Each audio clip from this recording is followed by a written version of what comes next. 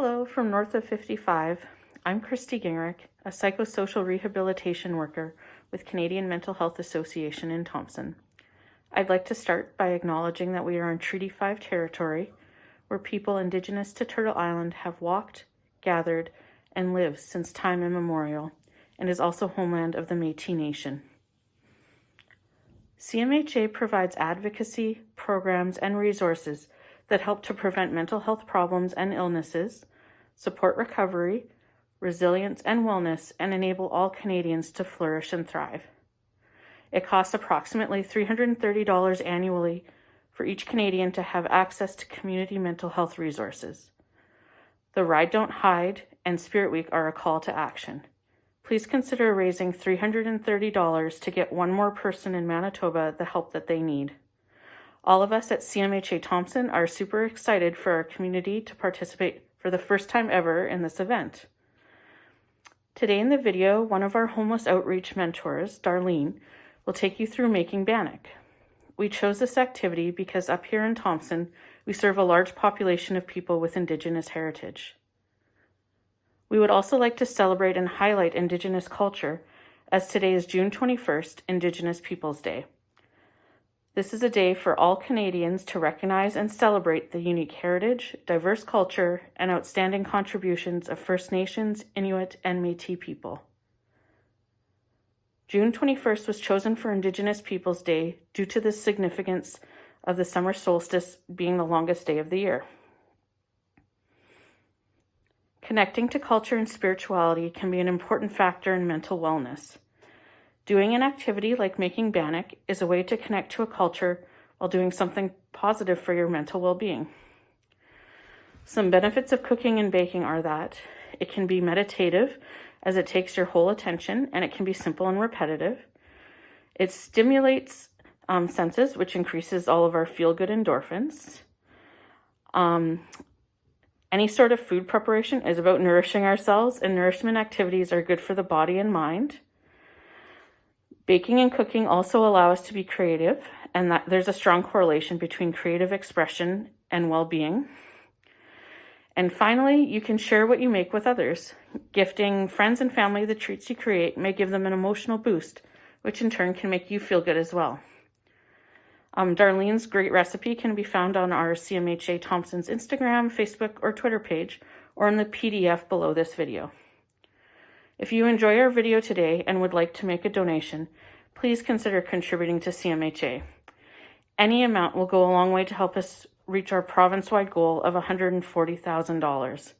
Please visit ridedon'thide.com/Manitoba to make a donation. Thank you so much. Have a great Ride Don't Hide event. Hello, my name is Darlene Sayies. I am a homeless outreach mentor with the Canadian Mental Health Association Thompson. My role as a HOM is to advocate for those experiencing homelessness, trying our best to get housing for them and off the street.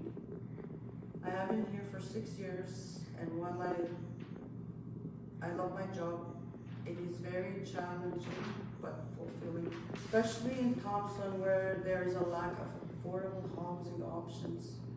I work with those in Thompson Homeless Shelter, also known as Nikinan. Nikinan means our home Cree. When they are ready to move into transitional housing and there are all openings, I also assist with that process. Originally I'm from Salting Lake, and this is where I learned my family Bannock recipe from my grandmother and my mom. Like, we used to watch them make their Bannock. We always wanted to get our hands in the making of the Bannock too. The woman would give us our own flour and ingredients to follow what they were doing. Today we are going to learn Granny's recipe. Okay, so I have the flour, the salt, and I have the measuring cup, salt, baking powder, flour, and the oil. Some of them use shortening or lard, where my grandmother and my mom prefer to use the shortening or the lard. So So for one bannock, I'm going to use like 6 cups of flour.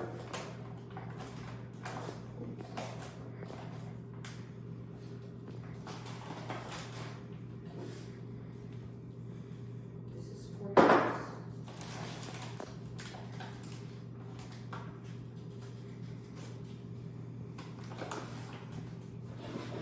Yeah, there's like different ways to make bannock too. Like, you know, you can make it over the fire, like with a piece of rock, and you put your iron cast on the rock to heat it up, and then you put it there, and the you know, the fire will brown the bannock, right? So, or you could fry, bake.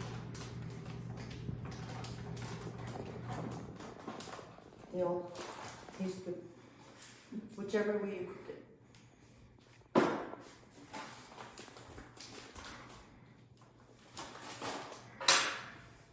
Okay, so there's 6 cups of flour. And then I'm going to put a teaspoon of salt.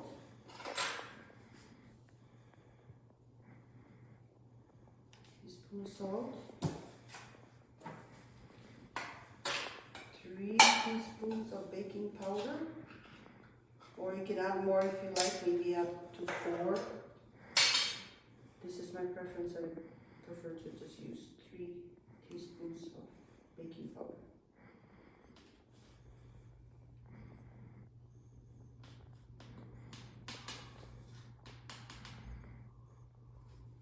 Okay, 2 teaspoons. And then I mix the dry ingredients, the salt, baking powder, the flour. Give it a good mix. And then you make like a hole in the middle where we pour the oil and the water. Okay, so I'm going to use 1 cup of oil.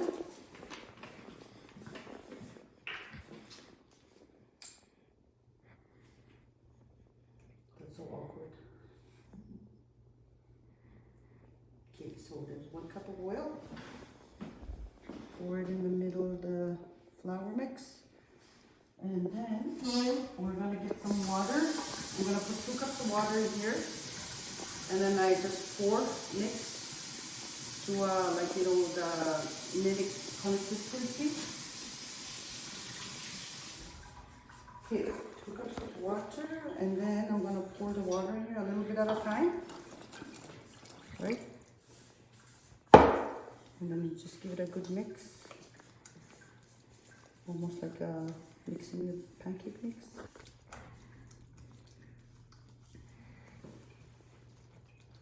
Just a little bit at a time into the oil and water. Just so it's mixed nicely.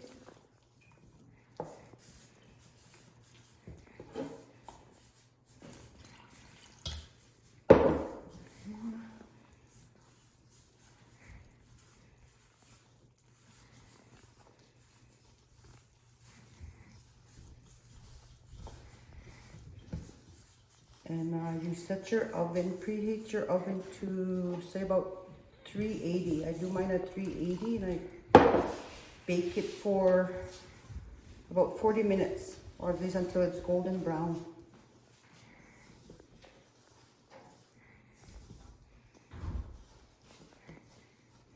Okay, and then I mix it all together.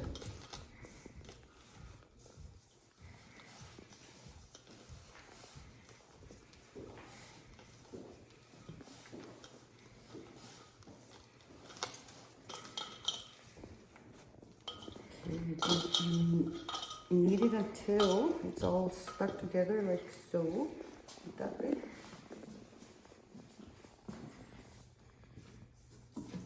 And then I'll put a little bit of flour on the table.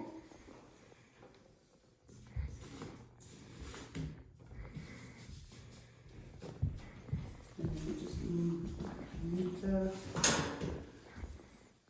the mix, shape it.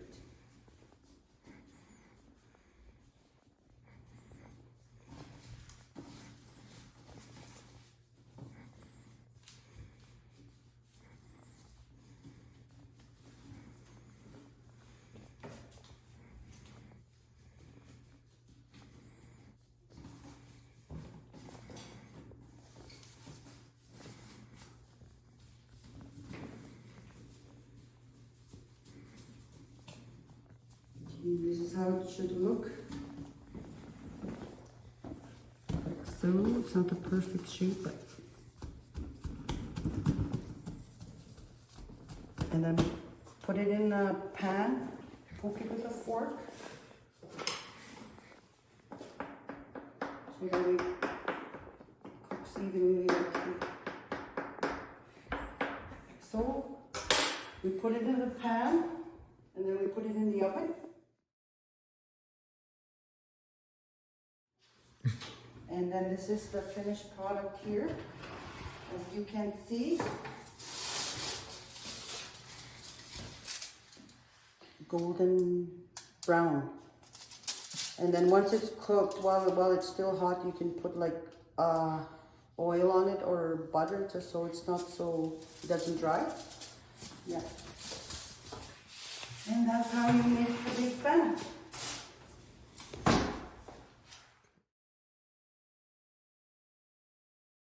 Today we were able to meet in CMHA's Connections Clubhouse. Thank you for the clubhouse letting us use their kitchen. This is a place for anyone who is looking for peer support and different activities around the community.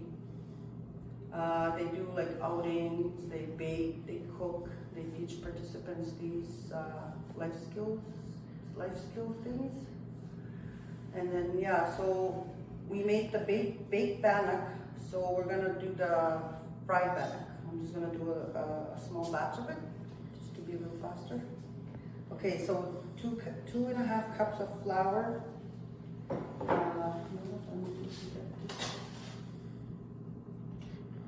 Heat that up while I mix the ingredients.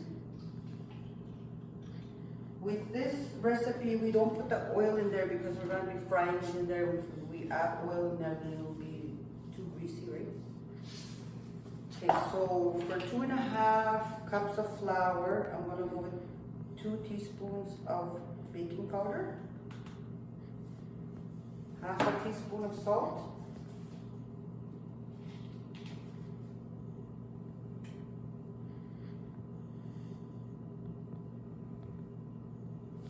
okay, so it's half. Mix the dry ingredients, and then we just add the water, mix it.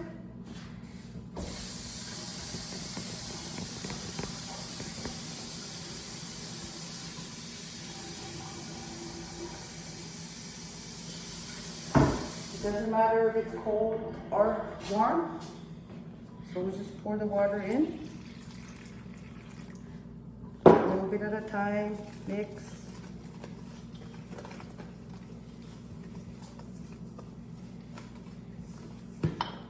Mix like so.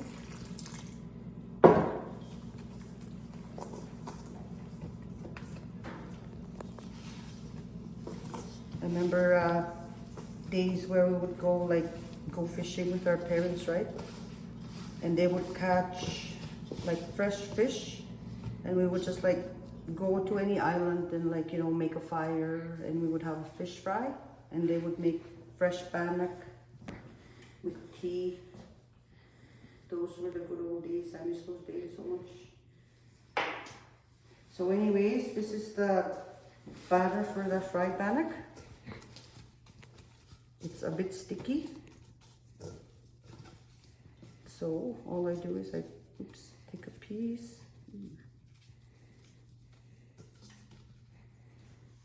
That much. I'm just gonna wait for my oil to heat up.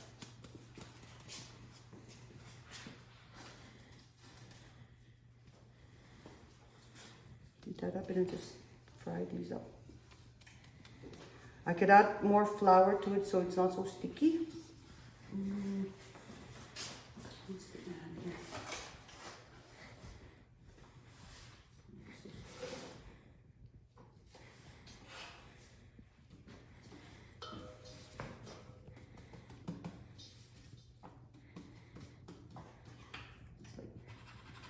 Hole in the middle like a donut.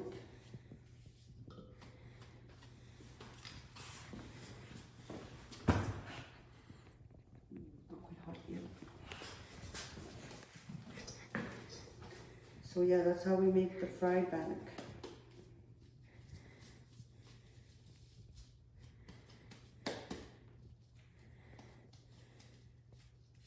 Is the hole so it cooks evenly? Yeah.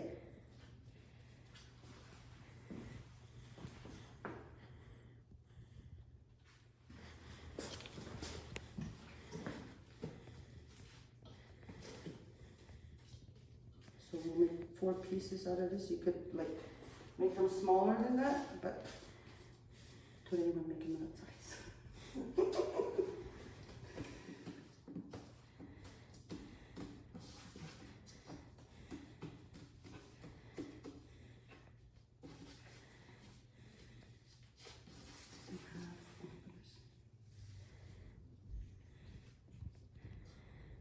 It's a bit messy.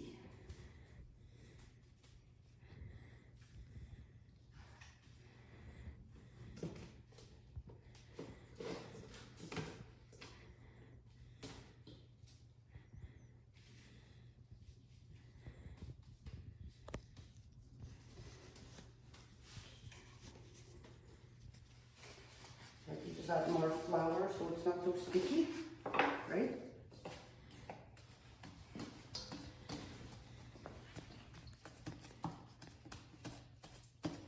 Did we don't have a knife. Okay, just flatten it, like so. Okay, I found one. It's not a knife, but it'll work.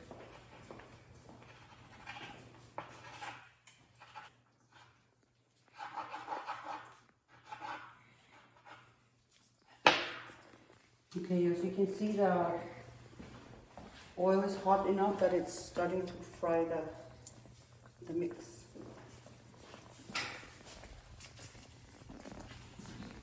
And it's done, just put it on here.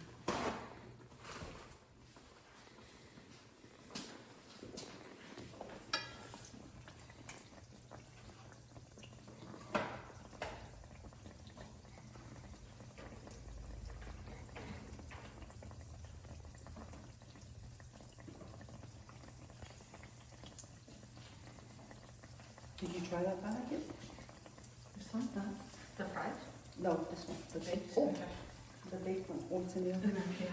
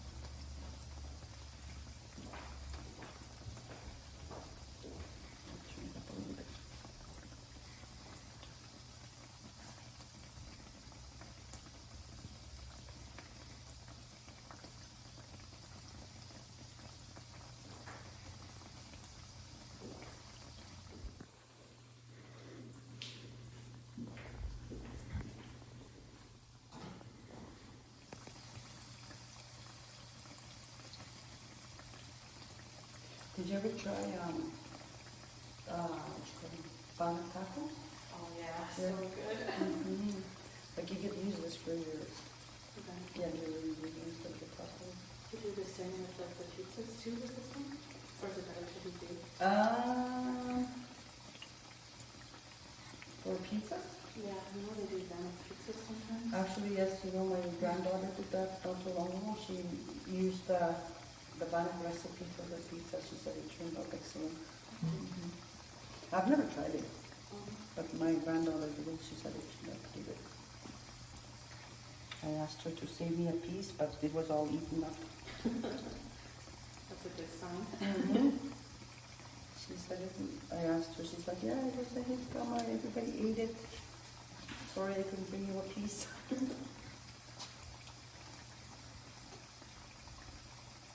Yeah, my daughter from Ontario, she's always phoning me, like, you know, can I give the recipe for the Bannock?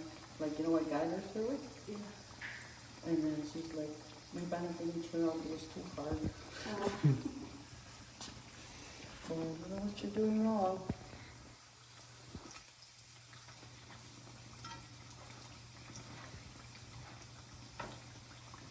So fry it until it's golden brown.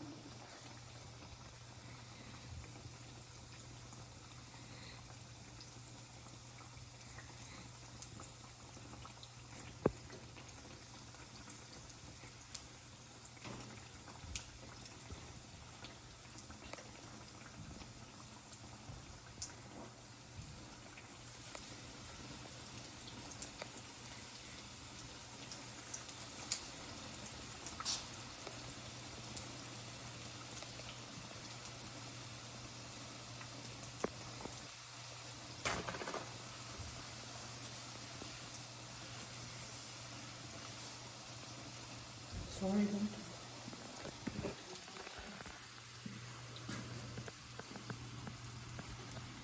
Did if only the smell could go through video? Yeah. So good.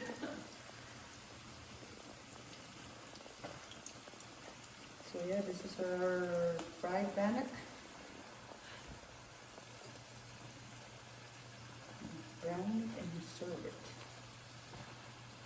I always find it tastes good when it's hot. Like you put your butter, it just melts in there. You add your jam, peanut butter, cheese with, or whatever you like.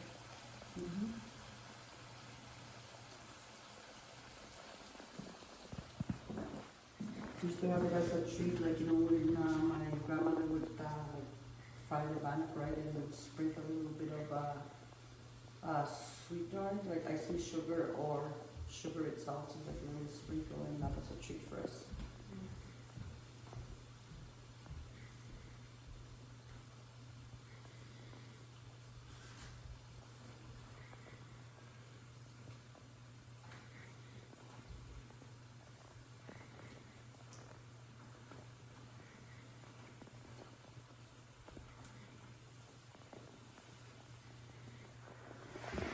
And this is our finished product. Fried Bannock.